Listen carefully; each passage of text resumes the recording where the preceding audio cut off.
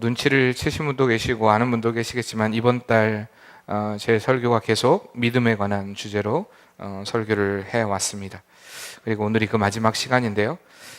성도에 관한 믿음에 대해서 이야기를 하면서 결코 빼놓을 수 없는 부분이 바로 히브리서 11장 말씀입니다.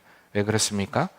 히브리서 11장이 우리에게 믿음장이라고 불릴 만큼 그 믿음의 선진들을 통하여서 믿음이 무엇이고 믿음으로 산다는 것이 무엇인가를 확실하게 보여주는 성경이기 때문입니다. 우리가 세상을 살면서 믿음으로 사는 것은 분명 쉬운 일은 아닙니다. 오늘 이 믿음장이라고 일컬어지는 히브리서 11장에도 믿음대로 살아가는 일이 결코 쉽지 않은 일이라는 것을 우리에게 보여주고 있습니다. 한번 36절, 37절 말씀 같이 한번 볼까요? 11장 36절, 37절. 또 어떤 이들은 조롱과 채찍질 뿐 아니라 결박과 옥에도 갇히는 시련도 받았으며 더불어 켜는 것과 시험과 칼로 죽임을 당하고 양과 염소의 가죽을 입고 유리하여 공핍과 환난과 학대를 받았다라고 이야기할 만큼 믿음을 지키는 자들의 삶이 얼마나 치열했는가 우리에게 확실하게 보여주고 있습니다. 그리고 바로 이어서 38절 말씀에 이 사람들은 세상이 감당치 못할 사람들이었다고 이야기합니다. 사실 언어적인 해석과는 조금 거리가 있는 해석인데요. 이걸 조금 언어적으로 보면 우리가 오해할 만큼 이 사람들이 세상을 감당치 못할 사람이었다는 이 표현보다는 세상에 이 사람들은 가치를 두고 살지 않았다는 표현이 사실 더 정확합니다. 이 사람들은 세상에 가치를 두지 않았기 때문에 세상 사람들이 자신을 박해하고 자신에게 환난을 주고 어려움을 주고 핍박을 하든 사실 그것에 어떠한 동요되지 않았다는 것입니다. 절대 믿음을 가지고 오직 하나님을 바라보며 하나님을 신뢰함으로 그들에게 당하는 고난을 두려워하지 않았다라는 그런 말씀입니다. 이렇듯 믿음의 사람들은 세상의 가치의 삶의 목적과 방향을 두는 삶을 살지 않는다라는 사실입니다. 오직 하나님만 바라보고 저 천국만 소망하며 주님 주신 그 믿음의 길을 기쁨으로 걸어가게 됩니다. 오늘 이 길이 바로 저와 여러분이 걸어야 될 길일 줄 믿습니다. 이렇듯 성도들이 믿음의 삶을 살 수 있었던 것, 믿음의 사람으로서 가져야 될 그 자세를 늘 잊지 않았기 때문입니다. 그다음 그 자세가 어떤 자세일까요? 첫 번째로 보면요, 믿음의 사람들은요 분명한 목표를 가져야 합니다. 사람이 목표가 확실하면 절대 흔들리지 않습니다. 흔들린다라는 것, 내가 지금 흔들리고 있다라는 것은 목표가 정확하지 않다라는 이야기입니다. 사도 바울에게 있어서 늘 그가 가지고 있는 소망이 한 가지가 있었습니다. 사도 바울이 가졌던 소망이 무엇이었을까요? 복음 전하는 일이었습니다. 영원히 주님께로 돌아오는 일. 그러나 특별히 그가 전하고자 했던 복음은 이스라엘만, 예루살렘만 국한된 복음이 아니었습니다. 그는 세계, 땅끝까지 이르러 복음이 증거되기를 원했습니다. 그렇기 때문에 그가 또 가졌던 소망이 바로 로마에 가고자 하는 소망이 있었습니다. 왜 그렇습니까? 로마가 당시에 세계를 지배하는 나라였고 로마에게만 복음이 증거된다면 아마 전 세계 어느 곳이든 복음이 들어갈 수 있을 것이라고 생각했기 때문인 것입니다. 이 로마가 세상을 정복한 게 우리 입장에서 보면, 그러니까 세상 사람들의 입장에서 보면 그랬구나, 정복했구나라고 생각할지 모르겠지만, 그리고 정복하면서 로마가 했던 일이 길을 닦았습니다. 길을 내는 일. 그럼 우리 복음의 사람의 입장에서 보면, 믿음의 사람의 입장에서 보면 그렇게 길을 낸 것 자체가 하나님의 선한 뜻이었다는 것을 우리가 분명히 알게 됩니다. 그들은 정복을 하려고 길을 냈지만 우리 믿음의 사람들은 바울 사도는 그 길을 복음 증거하기 위해서 걸었던 것을 우리가 말씀을 통해 보게 되지 않습니까? 어쨌든 이렇듯 바울이 로마를 정복하면 그의 복음이 온전하게 전해질 것이라는 생각도 했겠지만 진짜 그가 로마로 가기를 원했던 것은 사도행전 23장 11절 말씀에 답이 있습니다. 그날 밤에 주께서 바울 곁에 서서 이르되 담대하라, 내가 예루살렘에서 나의 일을 증언한 것 같이 로마에서도 증언해야 하리라라고 주님이 말씀하셨습니다. 다시 말하면 누구의 뜻이었기 때문입니까? 하나님의 뜻이었기 때문에. 로마로 가는 것이 하나님의 뜻이었고 로마에서의 복음 사역을 감당하는 것이 하나님의 뜻이었기 때문에 바울은 로마에 대한 소망을 품었던 것입니다. 이렇듯 하나님의 사람의 목표는요 늘 하나님이 주신 사명이 되어야 합니다. 바울은 하나님의 뜻이기에 자신이 분명으로 로마로 가서 복음을 증거하게 될 것이라는 것에 대해서 알고 있었습니다.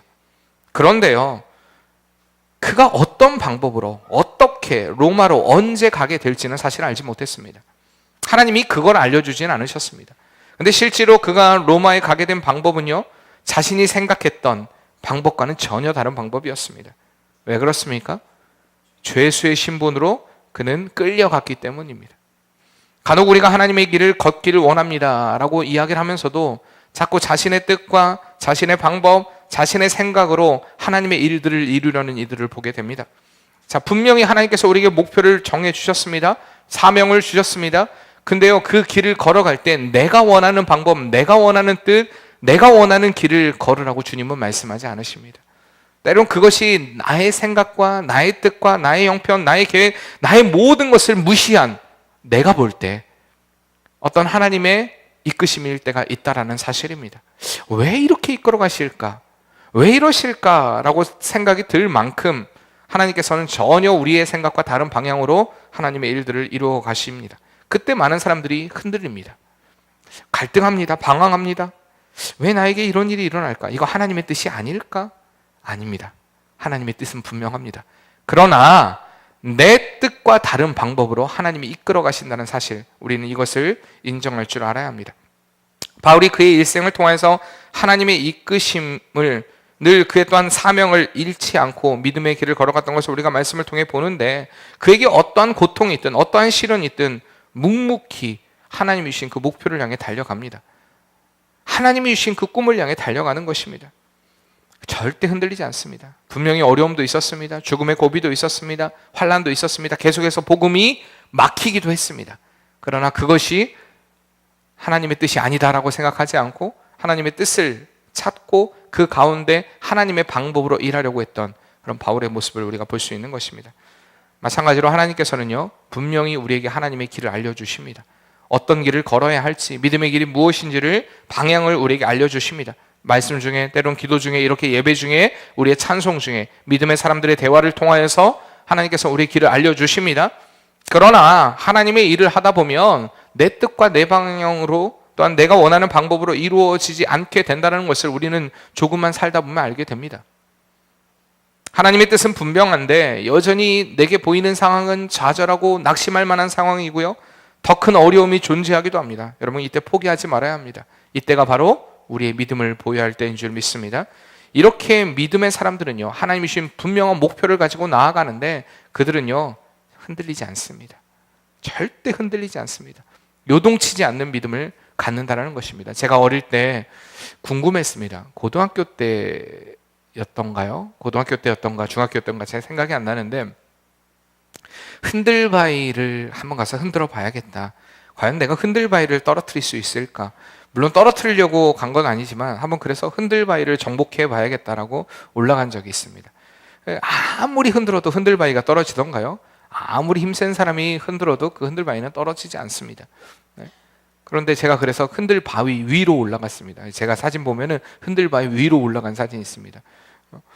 아무리 흔들어도 흔들리지 않는 흔들바위. 참 어쩌면 우리의 믿음의 사람들의 그 신앙을 늘 오뚜기처럼 표현하지 않습니까? 오뚜기 같은 신앙. 중심축이 굳건히 서 있으면 어느 방향으로 쓰러뜨리든 우리는 다시 일어납니다. 예수 이름으로 이렇게 일어서는 은혜가 꼭 있기를 바랍니다. 우리의 중심축을 예수께, 예수의 십자가 앞에 두는 은혜의 삶이 되어야만 우리는 다시 일어서는 능력을 얻게 되는 것입니다. 흔들리지 않는 믿음. 두 번째는요, 그들은요, 어떠한 고난도 참고 이겨내게 됩니다. 믿음의 사람들은 개가 짖어도 기차는 달립니다. 아무리 개가 요란하게 짖어도요, 기차를 멈추게 할 수는 없습니다. 세상이 아무리 요란해도요, 하나님의 사람은 결코 멈출 수가 없는 것입니다. 세 번째로, 이렇게 분명한 목표를 가진 사람들은요, 그들의 열심을 잃지 않습니다. 믿음의 사람들은요, 늘 열심 있는 사람이 되어야 됩니다. 자꾸 여러분들이 하나님의 일을 하면서 피곤해, 힘들어, 죽겠어, 이건 꼭 내가 안 했으면 좋겠어 라는 생각들, 내가 열심을 내지 않으려는 어떤 꾀를 내는 생각들, 여러분 다 버리시길 바랍니다. 내가 그 일을 감당해야 됩니다. 왜? 하나님께서 분명한 목적을 주셨기 때문에, 목표를 주셨기 때문에 내가 열심을 내야 하나님의 도구로서 온전히 쓰임받게 된다는 사실, 여러분 결코 잊지 마시길 바랍니다. 그리고 네 번째로는요, 한눈 팔지 않습니다. 이런 사람들은 절대 한눈 팔지 않습니다. 그렇잖아요. 마라톤 경기를 하는 사람들이 42.19km를 달립니다. 달리는데 자꾸 다른 곳을 본다고 생각해 보시길 바랍니다. 결코 완주할 수 없습니다. 1등은커녕 완주할 수 없습니다.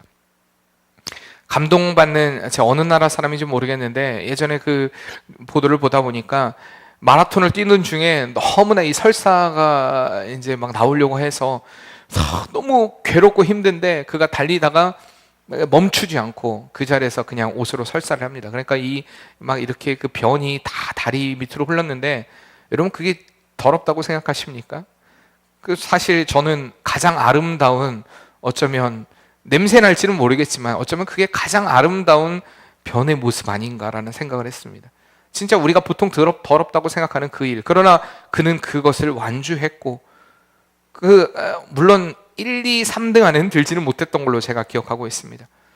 그게 얼마나 아름다워. 그게 이제 뭐 스포츠 정신이라고도 얘기할 만큼. 근데 우리 믿음의 사람의 삶을 늘 사도 바울 역시도 우리에게 경주라고 이야기합니다. 마라톤과 같은 경주다. 우리의 순간, 그런 위기는 늘 우리에게 있다라는 사실입니다. 그러나 다른 곳을 바라보지 않고 오직 주님만 바라보며 믿음의 길을 걸어가는 복된 성도의 삶이 되어야 할 줄 믿습니다. 이렇듯 믿음의 사람들은요, 큰 두 번째로 보면 미래를 바라보는 눈을 갖게 됩니다.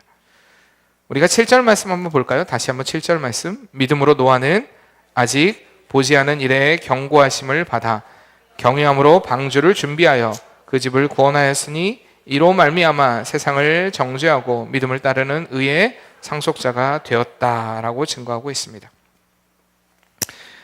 요즘 가뭄으로 우리나라도 많이 힘들어합니다. 한번 여러분 생각해 보세요. 우리에게 작년에 우리 청주에 한번 이렇게 홍수가 있었죠. 한번 어려움이 좀 있었습니다. 갑자기 막 집들이 잠기고, 물론 우리 복명동은 그런 피해, 지금 우리 교회는 지대가 높아서 그런 피해는 겪진 않았지만 어쨌든 이 복명 1동하고 2동 사이는 다 이렇게 물로 잠기기도 하고 어려움을 많이 겪었습니다. 만약에 지금 상황에서 여러분들에게 한번 이렇게 햇빛이 땡땡 내리치는데 여러분들에게 방주를 만들어라, 그게 사실 정상적인 명령으로 여러분들에게 들릴 것 같습니까? 사실 쉽지 않은 일이었습니다. 노아가 방주를 만든다는 것은 쉽지 않은 일이었습니다. 사람들의 이목을 생각하고 사람들의 손가락질을 생각한다면 분명히 그는 그 일을 하지 못했을 것입니다. 그러나 하나님이 말씀하셨기 때문에 그는 하나님이 이루실 그 일에 대해서 바라보았다는 사실입니다. 자꾸 사람들은 언제나 현재에 머무르려는 그런 경향이 있습니다. 지금 내가 편하고요, 지금 내가 좋고, 지금 내가 손해보지 않고, 지금 내가 익숙한 그 일을 잘 포기하지 않으려고 하는 모습을 보이기도 합니다. 도전하고 헌신하고 희생하는 일을 어떤 이들은 귀찮아하기도 합니다. 그러나 믿음의 사람은 현실만 바라보고 현실의 삶에만 급급한 삶을 결코 살지 않는다는 것입니다. 노아가 그냥 세상 사람들과 같이 똑같이 나 하나 잘 살자고 편하게 살았다면 그렇게 고생하고 방주를 짓지 않아도 되었을 것입니다. 그러나 하나님은 노아에게 이 세상을 물로 심판할 것을 말씀하셨고 배를 지을 것을 명령하셨습니다. 현재가 아닌 미래를 바라보며 하나님이 하실 일들을 바라보게 하심으로 지금을 헌신하도록 만드신 것입니다. 하나님께서는 동일하게 우리에게도 이렇게 말씀하신다는 것입니다. 성경의 믿음의 사람들의 공통점을 찾아본다면 그들은 현실의 삶에 절대 안주하지 않았다는 사실입니다. 예전에도 제가 예화로 한번 소개한 적이 있는데 미국의 49번째 주가 있습니다. 무슨 주입니까? 알래스카입니다. 미국과 굉장히 동떨어진 알래스카주, 이 북아메리카 서쪽에 있는 넓은 아메리카 주는요, 1867년 전까지는 어디의 땅이었을까요? 소련의 러시아의 땅이었습니다. 그러나 남북전쟁 이후에 1867년 3월 30일 날 이 당시에 미국의 국무부 장관이었던 슈워드가 이 땅을 사자고 했을 때 사람들이 이해하지 못했습니다. 야, 알래스카를 사자! 그러나 그는 그 일을 담당했습니다. 러시아는 이 알래스카 별로 쓸모도 없는 땅이 왜 미국이 사고자 할까? 근데 미국이 그때 제시한 금액이 720만 달러였습니다. 우리나라 돈으로 말하면 80억 1천만 원이었습니다. 80억 1천만 원. 그래서 80억 1천만 원에 미국에다 팔아 넘겼습니다. 사람들은 당시에 이 국무부 장관이었던 슈워드를 욕하면서 슈워드의 어리석은 짓, 슈워드의 냉장고, 그렇잖아요. 알래스카가 추우니까 슈워드의 냉장고, 이렇게 비판을 했고, 당시에 그 대통령이었던 앤드루 존슨도 북극곰 정원이라고 얘기할 만큼, 왜? 알래스카에 북극곰이 많으니까, 곰이 많으니까 북극곰 정원이라고 부르면서 놀리기도 했습니다. 그런데 미국이 왜 그 땅을 샀을까 이해할 수 없었지만 13년 후에 반전이 일어납니다. 왜냐하면 13년 후에 그 땅에 약 3억 달러치의 금이 매장되어 있다는 것을 알게 됩니다. 그 금액을 따지면 우리나라 돈으로 3,375억 5천만 원 정도 됩니다. 굉장한 금이죠. 근데 그것뿐만 아니라 지금 천혜의 자원이 우리가 상상하지 못할 만큼, 값으로 매기기도 힘들 만큼의 천혜의 자원이 알래스카에 묻어 있다는 것을 우리가 너무나 잘 알고 있는 사실입니다. 많은 사람들이 이해할 수 없는 슈워드의 그런 행동이었지만, 슈워드는 미래를 바라봤기 때문에, 앞으로를 바라봤기 때문에 그 알래스카 땅을 산 것입니다. 이렇듯 믿음의 사람들은 미래를 바라보는 눈을 갖게 된다는 것입니다. 오늘 말씀 20절에 보면 믿음으로 이삭은 장차 있을 일에 대하여 야곱과 에서에게 축복하였으며, 21절에 믿음으로 야곱은 죽을 때에 요셉의 각 아들에게 축복하고 그 지팡이 머리에 의지하여 경배하였다라고 얘기합니다. 믿음으로. 31절 말씀에 믿음으로 라합은 정탐꾼을 평안히 영접하였으므로 순종치 아니한 자와 함께 멸망치 아니하였다라고 이야기합니다. 믿음의 사람들은요, 결코 현자의 상황에 안주하지 않습니다. 그 견고했던 여리고성, 절대 무너지지 않을 것 같은 여리고성, 그러나 라합은 하나님에 대한 소문을 들었습니다. 이스라엘과 함께하는 그 하나님이 함께하시면 모든 것이 무너진다라는 것을 그는 소문을 통해 들었습니다. 그래서 그 견고한 여리고성도 무너질 것을 라합은 알고 있었습니다. 단지 소문으로만 들었던 그 하나님, 그리고 그 정탐꾼을 만나게 됐을 때 그는 자신을 살려주고자 하는 그 약속을 받아냅니다. 믿음 때문이었습니다.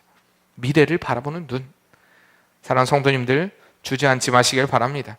일어서는 은혜가 있기를 바랍니다. 믿음으로 미래를 바라보는 그런 비전의 사람이 되어야 할 줄 믿습니다. 여러분, 이것은 어떤 선택이 아닙니다. 어떤 우리에게 선택, 여러분 선택하십시오, 제가 여러분들에게 권유하는, 여러분 이렇게 했으면 좋겠습니다라고 여러분에게 권유하는 것 아닙니다. 이것은 믿음의 사람들이 당연히 선택하고 걸어야 될 길이라는 사실입니다. 구약에 엘리 제사장이 있습니다. 왜 죽었을까요?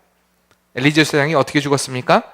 의자에 앉아 있다가 그 아들 홈니와 비나스가 전쟁에서 전사했다는 이야기를 듣고 의자에서 떨어져 목뼈가 부러져 죽었습니다. 왜 엘리 제사장이 죽었을까요? 왜 죽었을까요? 현실에 안주했기 때문입니다. 현실의 상황만 바라보고 내가 어쩔 수가 없지, 야 시대가 이런데 내가 뭘 감당한다고 해서 뭐 변할 게 있어? 엘리 제사장은 제사장의 직분을 감당하지 못했습니다. 하나님이 주신 그 사명을 온전하게 감당하지 못했습니다. 그래서 그는 목이 부러져 죽은 것입니다. 우리가 만약에 현실에 안주하려고 한다면, 늘 지금 상황에만 급급해 한다면 결코 우리도 하나님의 심판을 면치 못할 것입니다. 여러분들, 지금이 아닌 미래를 바라며 지금을 살아가는 복된 성도의 삶 되시길 바랍니다. 우리 옆에 분들하고 인사합시다. 하나님이 주신 미래를 꿈꿉시다. 이것도 굉장히 중요한 말입니다. 이러한 사람들은요, 자기 일에 대한 자긍심, 세 번째로 긍지와 자부심을 갖습니다. 우화 중에 이런 우화가 있습니다. 한 임금이 자기가 가꾸는 정원의 많은 나무의 꽃들이 모두 다 비실비실 말라 죽는 것을 보고 너무 놀랐습니다. 왜 이렇게 비실비실 다 죽을까? 그때 키가 짤막한 참나무에게 임금이 물었습니다. 야, 참나무야, 너는 왜 이렇게 비실비실 죽어가고 있니? 참나무가 하는 말이 이렇게 대답을 합니다. 임금님, 저는요 잣나무처럼 키도 늘씬하지 못한데 내가 이렇게 작은데 무얼 하겠어요? 내가 살아서 무얼 할까요? 죽고 싶은 마음밖에 없어요 라는 생각을 했습니다. 그래서 임금이 참나무가 부러워하는 전나무에게 찾아갔습니다. 전나무야, 너는 키가 너무 커서 참나무가 부러워하는데 왜 이렇게 비실비실하니? 전나무가, 키만 크면 뭐예요? 저는 포도나무처럼 열매도 맺지도 못하는데 제가 살아서 뭐 하겠어요? 전 죽고 싶어요. 그래서 전나무가 부러워하는 포도나무에게 임금이 찾아갔습니다. 포도나무야, 너는 왜 이렇게 비실비실하니? 포도나무가 하는 말이, 열매를 맺으면 뭐해요? 저는 장미처럼 아름다운 꽃도 피우지 못하는 걸요. 저 같은 것은 살 가치가 없어요. 그래서 정원의 꽃과 나무들이 다 비실비실했던 것입니다. 그런데 그 가운데 있던 제일 비실하던, 제일 볼품없던 이 꽃과 같은 제비꽃이 너무 파릇파릇 싱싱하게 피어있는 것을 보면서 제비꽃에게 물었습니다. 이번에 좀 질문이 달랐습니다. 임금님이 제비꽃아 너는 뭘 믿고 이렇게 싱싱하니? 라고 물었습니다. 제비꽃이 하는 말이 임금님께서 저를 이곳에 심은 까닭 이유가 있지 않겠습니까? 그리고 제가 제비꽃으로 잘 자라기를 바라는 마음으로 임금님이 심지 않으셨겠습니까? 그리고 임금님이 사랑해 주시니까 제가 이곳에 살고 있지 않겠습니까? 저는 비록 키도 작고 화려하지도 않고 예쁘지도 않고 열매도 맺지 못하지만 늘 최선을 다해 꽃을 피워 임금님을 기쁘게 해드리려고 합니다. 라고 그렇게 대답을 했다고 합니다. 꽃이 말을 했다는 얘기는 아니겠죠? 네. 우리가 이런 자부심이요, 믿음의 사람의 자부심은요, 교만하고는 다릅니다. 하나님이 날 세워주시고 하나님이 나를 이끄신다는 그 사실을 알고 우리 스스로가 자존감을 갖는 것, 이건 중요한 문제입니다. 하나님은 분명히 우리를 특별하게 만드셨습니다. 여러분 옆에 분들에게 제가 늘 여러분들에게 인사라고 하죠. 특별합니다. 옆에 분들 특별합니다. 우리가 그것을 옛날에 목적이 이끄는 삶에서는 맞춤소생이라고 이야기를 했습니다. 하나님이 특별하게 우리를 제작하셨다는 것입니다. 왜 내 코는 이렇게 들창코일까? 이번에 충격적인 이야기를 들었습니다. 아내와 남편이 미국에 있었던 일인데 결혼을 해서 둘이 잘 살고 있다가 아내가 늘 코가 못생겼다고 생각을 해서 코가 못생기지 않았거든요. 근데 어쨌든 더 세우려고 생각해서 코를, 그 외국 사람 안 그래도 큰 코인데 그 코를 더 세웠습니다. 세우다 보니까 당연히 콧구멍이 넓어졌겠죠. 그래서 남편이 늘 볼 때마다 들창코 이렇게 놀렸다고 합니다. 그 말에 너무 충격을 받아갖고 돈 주고 수술했는데, 더 예뻐 보이려고 수술했는데 남편이 들창코라고, 아기도 둘 낳고 살고 있는 여자분이었는데 그 말에 충격을 받아서 이혼을 했습니다. 진짜 이혼했어요. 남편의 이런 놀림에 견디지 못해서. 남편은 처음에 장난으로 시작하는 것이었는데 어쨌든 이혼했습니다. 이혼을 해서 친정에서 살고 있는데 자신의 모습이 비참하다라고 생각했습니다. 결국엔 9층 아파트에서 떨어져서 자살해 죽었습니다. 여러분 생각해 보십시오. 사람이 자존감이 없어지는 것들, 우리에게 자꾸만 사단은 우리에게 너는 별로 볼품 없어, 야 너 같은 게 뭘 할 수가 있어, 야 너 같은 건 쓸모없어 라는 것들을 자꾸 우리에게 들려줍니다. 그러나 하나님이 우리를 특별하게 만드셨다는 것입니다. 이렇게 하나님이 나를 세우셨다는 것을 알고 믿음의 자부심을 갖는 것은 믿음의 사람으로서 당연히 가져야 될 마음이라는 것입니다. 특히 여러분들에게 이 교회에서 여러분들에게 직분을 주셨습니다. 각자에게 삶에서의 어떤 그런 일도 주셨지만, 잡도 주셨지만 이 교회 안에서 특별히 직분을 주셨다는 것입니다. 그렇기 때문에 이 직분을 잘 감당해야 됩니다. 아무렇게나 직분을 생각해서는 안 됩니다. 하나님이 나에게 이렇게 직분을 주셨다는 것은 이유가 있습니다. 그 사명을 감당하라고 주신 것입니다. 그렇기 때문에 내가 늘 그 하나님과의 관계 가운데 어떠한 일들, 어떠한 열매를 맺고 있는가, 정말 그 긍지와 자부심을 가지고 살아가고 있는가, 늘 우리 자신을 돌아봐야 됩니다. 에디슨이요, 그 백열등의 필라멘트를 발견할 때 그 조수가 이렇게 얘기합니다. 선생님, 필라멘트를 발명하려고 벌써 90가지의 재료를 썼고 우리는 실패했지 않습니까? 더 이상 이 필라멘트를 발견하는 건 불가능한 일인 것 같으니까 좀 포기하죠. 그때 에디슨이 이렇게 얘기를 했습니다. 무슨 소리냐?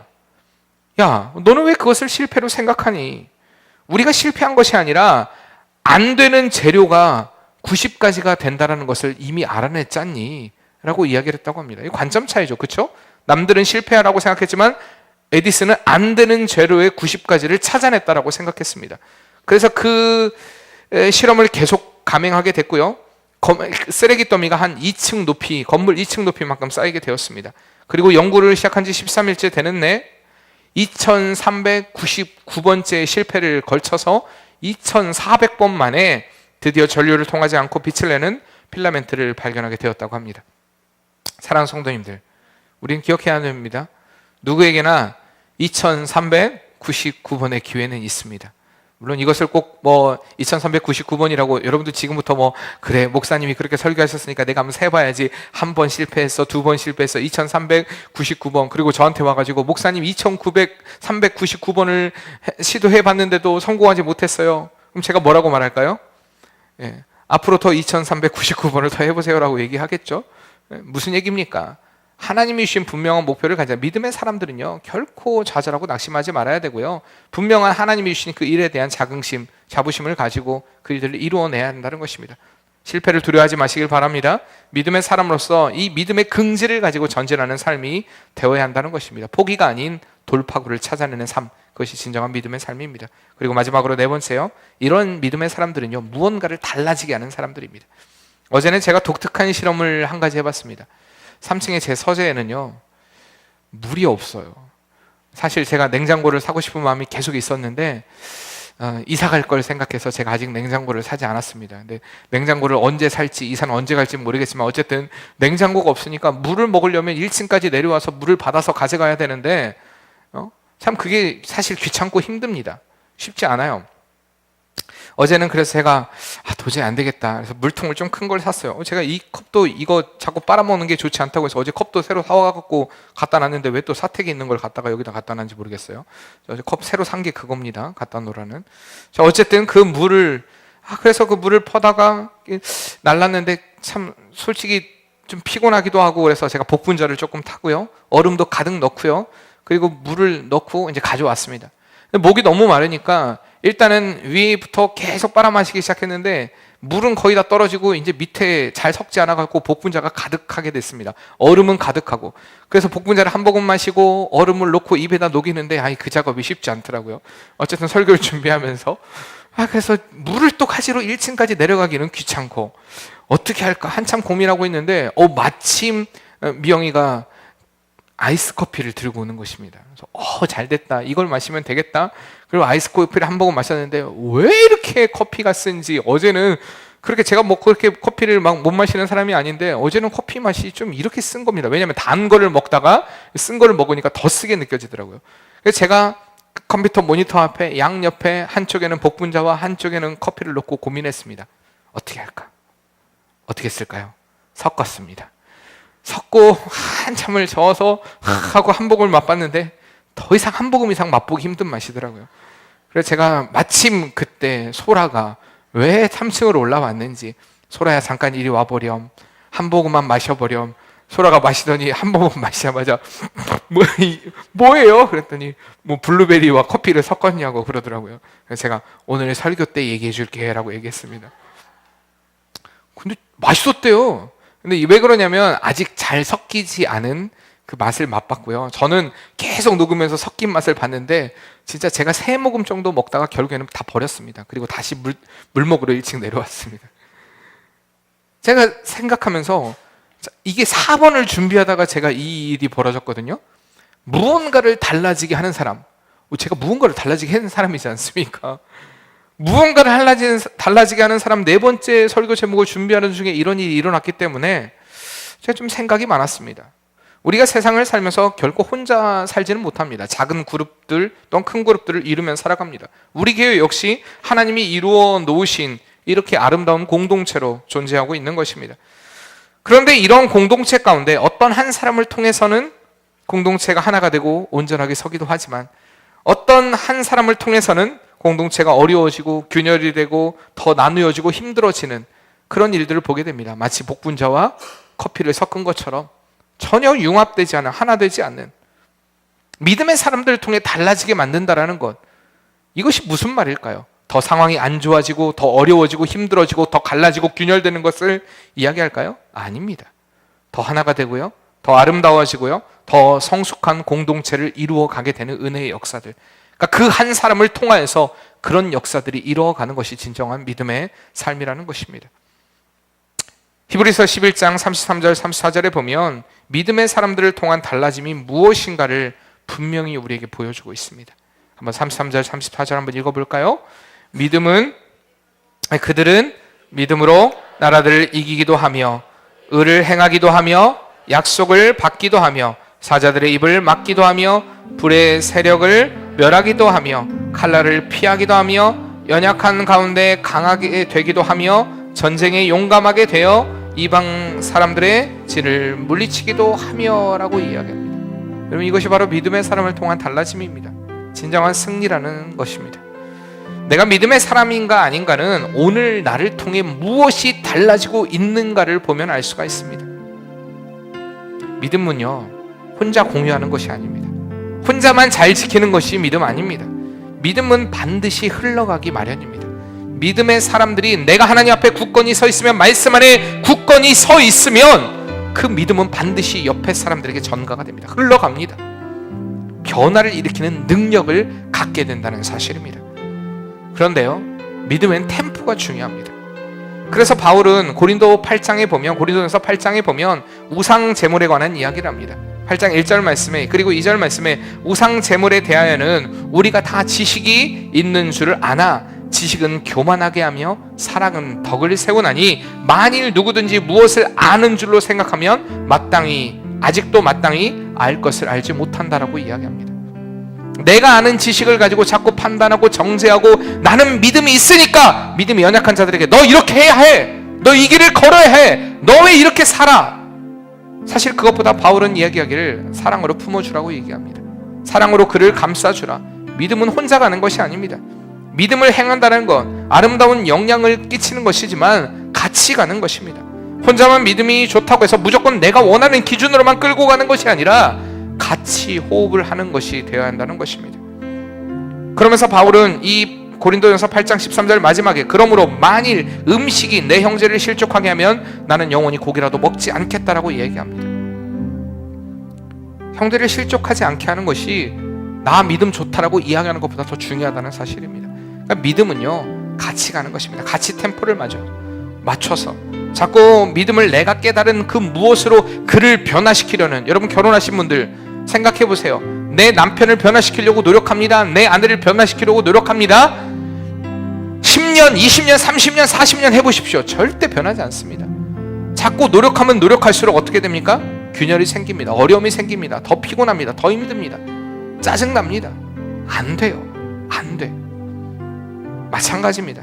내가 믿음을 가지고 있다면요, 그 믿음으로 내가 강력하게 이렇게 해야겠다라는 것이 아니라 그 믿음을 가지고 사랑으로 그를 이끌어야겠다는 생각을 가지시길 바랍니다. 이게 같이 걸어가는 것입니다. 믿음의 사람들은 분명한 열정을 가지고 있지만 하나님이 주신 그 마음 안에서 열정이기 때문에 결코 그들을 통해 균열이 생기지 않습니다. 어려움이 생기지 않습니다. 우리 교회도 보면요, 자기 고집, 자기 아집, 자기 생각이 강한 분들이 있습니다.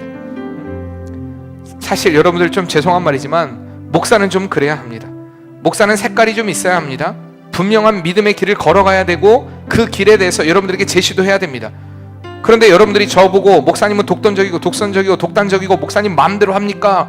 제가 제 마음대로 하면요, 마음대로 한다고 얘기하십시오. 그러나 믿음의 길을 걸어가기 위해서 그 길을 선택한다면 여러분 따라오셔야 됩니다. 그런데 여러분들이 저와 전혀 다른 방향을 가지고 다른 고집을 부리고 계시다면 여러분 그 길은 멈춰야 됩니다. 왜? 하나님이 세우신 질서를 무너뜨리고 있는 것이기 때문입니다. 그러니까 교회 안에서 어떻게 아름다운 하나됨을 이루어 가느냐, 믿음의 템포를 맞춰가느냐는 굉장히 중요합니다. 나를 통해 좋은 변화, 나를 통해 하나 되게 되는 것, 이것이 바로 나를 통해 일어나는 아름다운 변화라는 사실입니다. 여러분들 이 은혜가 꼭 여러분들에게 있기를 바랍니다. 우리가 시대가 변하고 시대가 요동치고 있지만 하나님을 향한 믿음으로 전진하는 그런 복된 성도의 삶을 살다 보면 나를 통해 이미 세상은 변화되고 있고요, 우리 교회는 변화되고 있고요, 우리 가정은 변화되는 그런 은혜를 경험하고 있을 것입니다. 여러분 그것이 꼭 우리 안에 넘쳐나는 은혜 되기를 바랍니다. 그래서 제가 오늘 제목을 믿음의 믿음으로라고 얘기했습니다. 믿음은요, 늘 강조해도 지나치지 않는 것입니다. 누구에 관한 믿음입니까? 나에 대한 믿음이 아니라 하나님에 관한 믿음입니다. 오직 예수 그리스도를 붙잡는 믿음입니다. 여러분 이 믿음으로 승리하시는 복된 성도의 삶 되시기를 바랍니다. 우리 같이 찬양합시다. 주는 나의 도움이시며 주의 계획 영원하시네. 주의 위엄 앞에 믿음으로 순종해 예배드리리. 주님께서 날 이끄시며 주가 항상 함께 하시네. 주의 사랑 안에 믿음으로 순종해 예배드리. 우리 다시 한번 모여봅시다. 주는 나의 도움이시며 주의 계획 하시네. 주의 위엄 앞에 믿음으로 순종해 예배드리리. 주님께서 나를 이끄시며 주가 항상 함께 하시네. 주의 사랑 안에 믿음으로 순종해 예배드리리. 영원히. 우리가 이 시간을 같이 기도할 때 하나님, 우리가 믿음의 사람으로서 분명한 목표를 가지길 원합니다.